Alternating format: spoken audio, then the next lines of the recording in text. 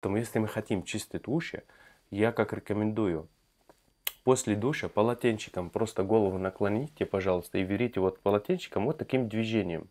Дальше можно взять фен, за счет теплый воздух, он высыхает на самом деле канал ужасного прохода. То есть близко к себе тоже не надо. Вот и где-то промежуток, чтобы вот было хотя бы 20 сантиметров. Нажали вот на секунд 15 и перешли на другое ухо. Это тоже рекомендую. То есть ушные палочки на самом деле я не рекомендую.